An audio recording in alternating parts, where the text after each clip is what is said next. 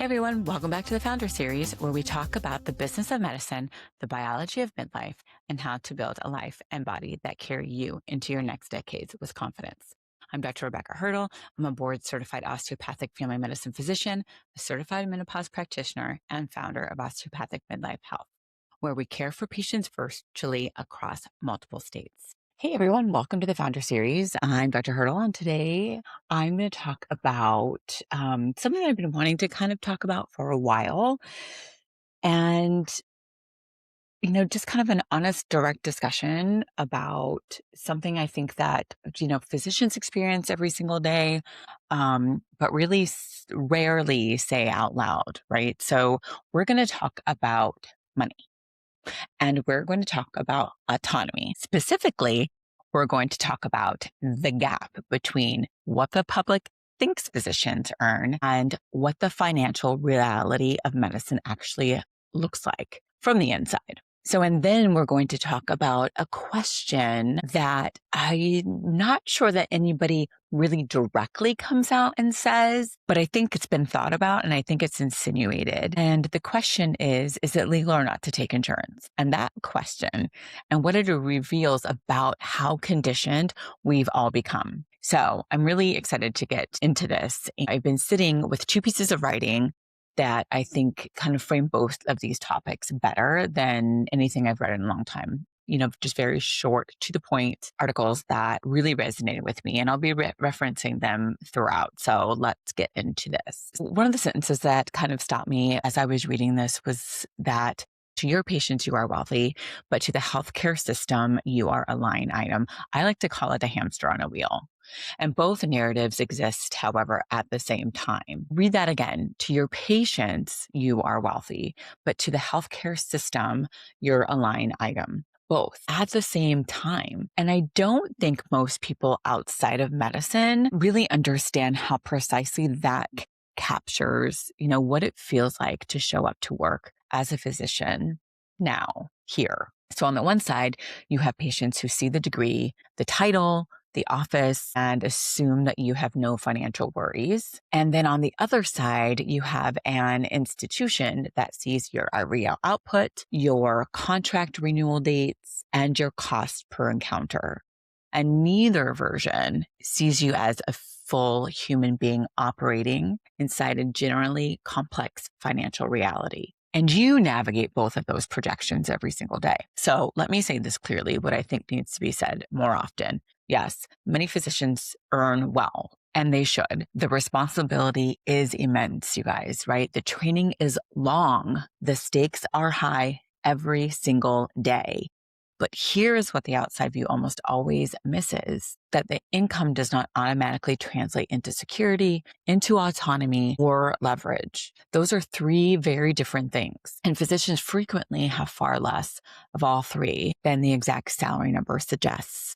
So then the public perception of physician compensation is shaped by outdated headlines and cultural shorthand. And so doctors get grouped into the category of high earners, and then they're just left there. So the years of training get skipped. The delayed income during residency and fellowship gets skipped. The immense student debt, for which many physicians is well into the six figures, that gets skipped. The insane malpractice premiums, the overhead expenses, the reimbursement variability that shifts every single year to year.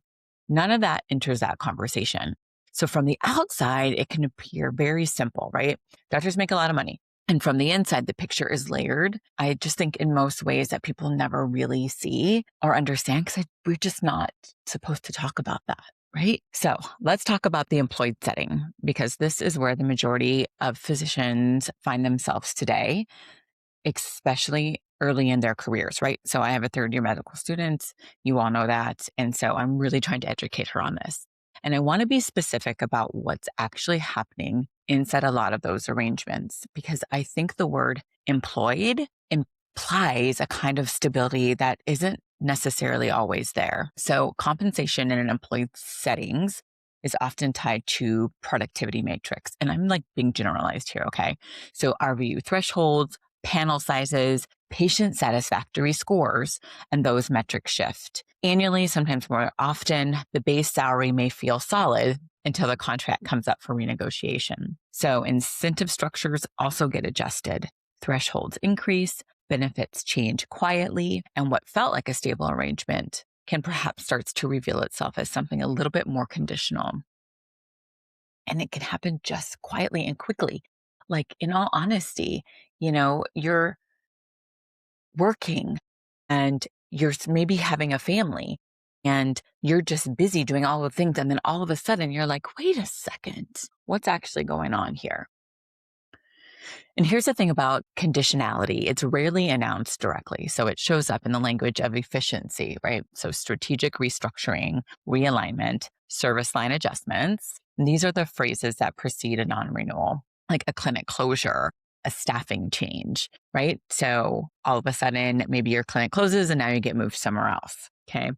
And the message underneath all of it is subtle but unmistakable. Loyalty does not guarantee permanence. Excuse me. So when institutions expand rapidly, physicians can feel interchangeable. A contract non-renewal may be framed as strategic restructuring. A clinic closure may be described as realignment. And the message is subtle but clear. Loyalty does not guarantee permanence. And I think that awareness, once you have it, changes how you operate. It shapes how you read contracts. It influences whether you pursue ownership or stay employed. It informs, whether you start building other revenue streams or keep all your professional eggs in one institutional basket. And I'm not trying to be cynicism here. It's honestly strategy. And I think more physicians need to develop it earlier rather than spending years assuming that not doing good work, that doing good work is enough to protect them, right? And so I think these are just things that we're still not teaching our medical students or our residents so that they can make informed decisions like we do with our patients, all the risks, all the benefits, so you can make an informed decision on your career path. So on the private practice side, the dynamics are different, but the complexity doesn't necessarily disappear. So gross revenue can look impressive on paper, while overhead quietly consumes a significant portion of it. So you have staff salaries, you have rent, malpractice insurance, technology costs, billing services, compliance requirements, licensing renewal, all of your membership renewals, right? So the margin between what comes in and what's actually yours is narrower than most patients or people would ever imagine. And yet the outside view still may just see doctor, private practice, must be doing well. Interesting thoughts, you guys. Interesting thoughts. So there's an emotional dimension to all of this that I want to name because I think it can often get overlooked in conversations about physician finances. And I think it contributes to a kind of quiet suffering, perhaps, that a lot of doctors carry without talking about it. When patients express frustration about healthcare costs and rising premiums, we all have it. Climbing deductibles, confusing bills, again, we all have them. Where do you think that frustration lands, right? That lands in the exam room and oftentimes with the physician, even though physicians do not set insurance premiums. I'm just going to say that again. In an employed position, I have no idea. Even outside the employed physician, I don't know what anybody's insurance premium is. I don't know what it covers. I have no control over that or their rules. And so even though physicians do not control hospital pricing structures, even though the physician in that room is often just as trapped inside the system as a patient that's honestly sitting right next to them, the anger finds the closest target, right? And so the closest target typically is you. It's me.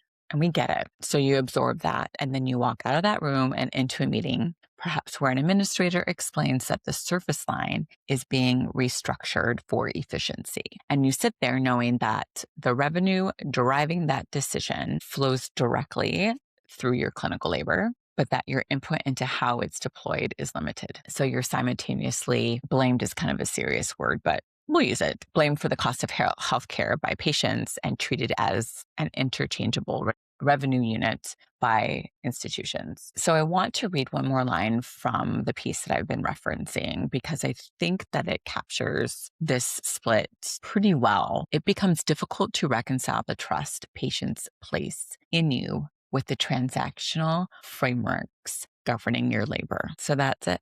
That is the thing, right? So patients give you this profound trust and you have to have it.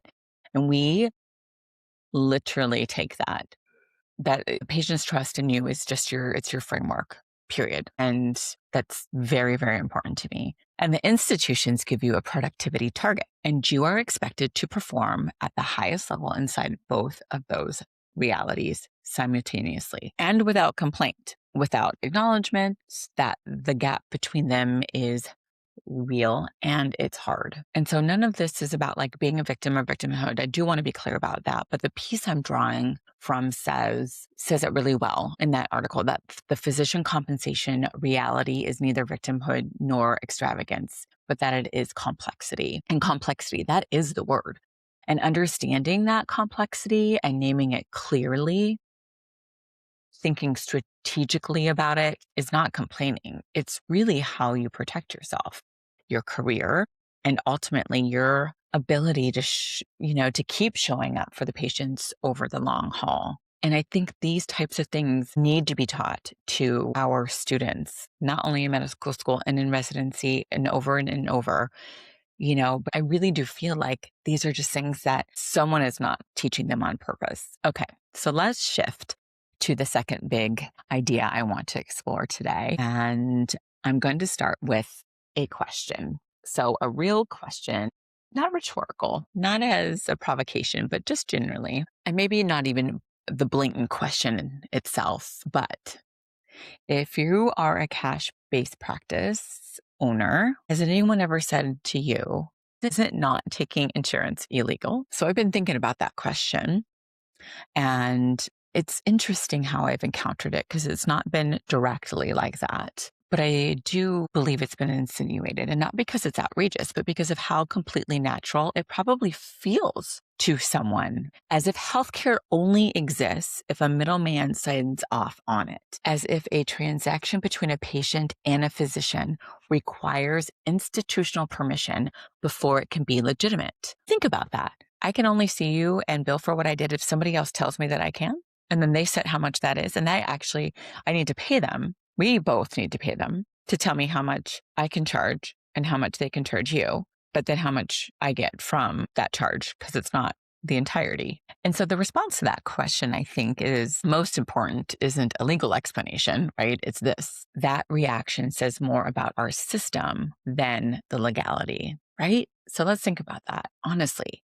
Like we are just so deeply conditioned to see insurance as a gatekeeper of legitimate healthcare that the idea of two people simply agreeing on a fee for a service, a doctor and a patient, directly registers as potentially something that's wrong. So that is how thoroughly the middleman has been normalized, not just normalized, but internalized and made visible, right? Like I've had so many conversations, honestly, over the last few weeks with my amazing patients in my private practice. We're just talking about like insurance premiums and how many tens of thousands of dollars we've spent on premiums and deductibles and copays, and we hardly ever use what we've been paying for. So let me just say it plainly here. So opting out of insurance participation is completely legal. Yes, it always has been, right? It is called private pay, direct care, concierge medicine, cash-based practice. All of those labels can vary, right? And so, but the principle is the same, that the physician and the patient decide the terms without a third party dictating reimbursement rates, dictating your visit lengths, or your billing codes. That's not illegal. It's commerce. That's what happens when you hire an attorney, a therapist, a personal trainer, a consultant. Nobody asks if those transitions are inappropriate or criminal or anything like that. But the moment a physician says, you can pay me directly, patients hesitate. Well, why can't I use my insurance? But why? I mean, that is my question. And I've used both models personally. It actually is less expensive for me to pay cash for chest x-rays for my son, for example. My out-of-pocket was so much more expensive using my insurance than it was to just go pay cash for it. So why? Why does that feel different? Why does it feel suspicious? I think the honest answer is because we've been confused, or we've confused bureaucracy with legitimacy. So we assume that if something runs through layers of approval, it must be more official. So more regulated, more trustworthy, but legality and structure are not the same thing. So a physician who chooses not to contract with insurance is still licensed, still regulated by their medical board, still held to that exact same standard of care, right? The difference is simply who pays the bill. The oversight doesn't disappear. The accountability doesn't disappear. The ethics don't disappear. The only thing that disappears is the middleman. And somewhere along the way, we started to believe that the middleman was the thing keeping medicine safe. Just food for thought here, guys. This is what I was thinking about today. It sparked a whole episode. So I want to spend a few minutes on how we actually got to this point, because I do think it matters. So insurance wasn't always the default infrastructure of healthcare. It was designed for something specific. It was designed to protect people from catastrophic, unpredictable, financially devastating events. So a hospitalization, a major surgery, a serious accident. And that's what insurance is for, right? That's the model it was built around. But somewhere along the way, we decided it should also mediate every sore throat, every blood pressure check, every routine follow-up, every preventative visit. We took a risk pooling tool designed for catastrophe and made it the administrative layer for ordinary care. And if you've talked to me, like we talk about this, like we just buy catastrophic insurance and put our premiums in a high yield savings plan. I mean, over time that middleman became the default, and then the default became the only thing people could imagine. And so now we're here, right? Where prior authorizations delay care that everyone in the room agrees is necessary, where claim denials are routine, where physicians spend hours on coding and documentation, and not because it improves patient outcomes, but because it satisfies billing requirements, where the administrative burden of insurance participation, this has become one of the leading contributors to physician burnout, and where a patient can sincerely ask if it's legal or not for a doctor to skip all of that and just charge a fair fee. So I think the deeper issue, as I've come to understand, it really isn't legal, it's imagination, right? We struggle to imagine healthcare without pre-authorizations, claim denials, coding gymnastics, and reimbursement games because that's all we've known, right? That's honestly the real constraint, not the ethics, not the law, the imagination. We can't picture what medicine looks like without these systems because we've grown up inside of them, right? They really feel permanent. Like it is the only way. That is the way that healthcare is supposed to exist. But systems are designed, and what is designed can always be redesigned. So let's talk about what direct care actually is. And I do want to be clear about what I'm not saying here. So I'm not saying insurance should be abolished at all. I'm not saying the traditional model is wrong for every physician or every patient. Insurance absolutely has a place for hospitalizations, for surgery, for catastrophic events, those that would otherwise financially devastate a family. That role is very real and it very much matters. What I am saying is that for routine relationship-based care, preventative visits, chronic disease management, primary care, even your GYN care, preventative GYN care, the case for routing everything through a third-party payer is much weaker than we've been led to believe. And adding a middleman to a straightforward transaction between a doctor and a patient, I think it just often increases administrative cost without improving clinical quality.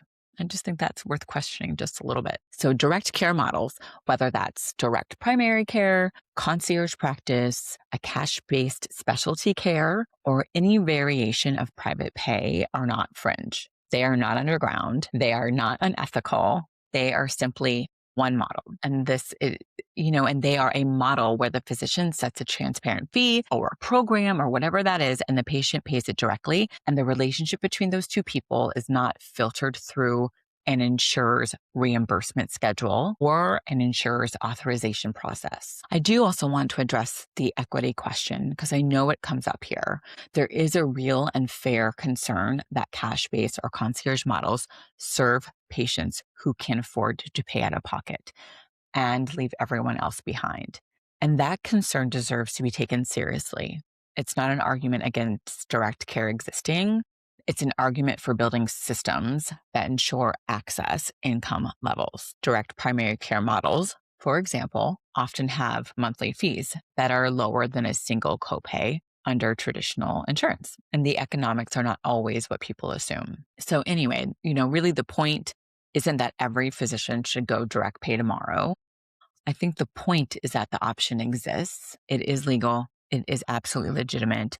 And more physicians and patients should understand it clearly rather than operating on the assumption that insurance participation is required for medicine to be real. I think that's just a really important point, or that that's a physician's only option. So let's bring this all together. So I'm going to bring these two threads together because I think they're actually the same conversation, but kind of dressed maybe in different clothes here. So thread one, physicians are financially more complex than the public understands and more vulnerable, I think, than the income numbers may suggest. The replaceability is real.